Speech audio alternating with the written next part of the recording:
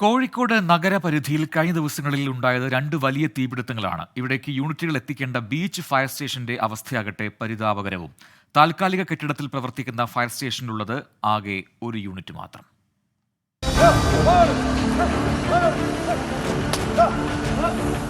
ഇക്കഴിഞ്ഞ ഞായറാഴ്ചയാണ് കോഴിക്കോട് പുതിയ ബസ് സ്റ്റാൻഡിന് സമീപത്ത് ടയറുകൾ സൂക്ഷിച്ച ഷെഡിൽ തീപിടുത്തമുണ്ടായത്. ഒരു യൂണിറ്റ് മാത്രമുള്ള ബീച്ച് ഫയർ സ്റ്റേഷനിൽ നിന്ന് ഉദ്യോഗസ്ഥരെത്തി തീയണയ്ക്കാൻ ശ്രമം ആരംഭിച്ചു. തീ പൂർണ്ണമായും അണഞ്ഞതാകട്ടെ 30 മിനിറ്റ് കഴിഞ്ഞ് മറ്റു ഫയർ സ്റ്റേഷനുകളിൽ നിന്ന് യൂണിറ്റുകൾ എത്തിയതോടെ.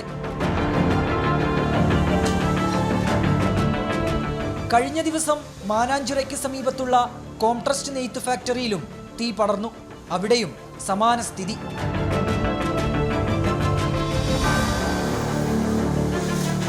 കെട്ടിടമില്ലാതായതോടെയാണ് 6 മാസം മുൻപ് ബീച്ച് ഫയർ സ്റ്റേഷന്റെ പ്രവർത്തനം പ്രതിസന്ധിയിലായത്. ഇന്ന് ഫയർഫോഴ്സിന്റെ ഒരു യൂണിറ്റ് മാത്രമാണ് ഈ ബീച്ച് ഫയർ സ്റ്റേഷനിൽ വർക്ക് ചെയ്യുന്നത്. മറ്റുള്ള യൂണിറ്റുകൾ വെള്ളിമാടുകുന്നിലേക്കും മീഞ്ചന്തയിലേക്കും കൊയിലാണ്ടിയിലേക്കും മാറ്റുകയുണ്ടായിട്ടുള്ളത്. ഒരു ഫയർഫോഴ്സിൻ്റെ യൂണിറ്റ് വന്ന് തീ അണയ്ക്കുമ്പോൾ വലിയ നാശനഷ്ടമാണ് ആ ഉണ്ടായിട്ടുള്ള അപകടത്തിനുണ്ടാകുന്നത്. അതിൻ്റെ തോത് പോലും ഈ ഭരണാധികാരികൾ കണക്കൂട്ടില്ല. മറ്റുള്ള സ്ഥലങ്ങളിൽ നിന്നൊക്കെ ഫയർഫോഴ്സ് എത്തുമ്പോഴത്തേക്ക് എന്താണോ കത്തുന്നത് ആ കത്തുന്നതിന് വലിയ തോതിൽ കത്തിപ്പോവും.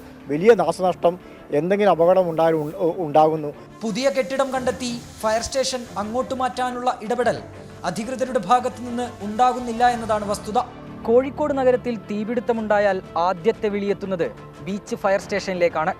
താൽക്കാലിക കെട്ടിടത്തിൽ പ്രവർത്തിക്കുന്ന ഫയർ സ്റ്റേഷനിലുള്ളതാകട്ടെ ഒരൊറ്റ യൂണിറ്റും. വലിയ തീപിടുത്തമുണ്ടായാൽ അതിനെ എങ്ങനെ നേരിടുമെന്നതാണ് ഉയരുന്ന പ്രധാന ചോദ്യം.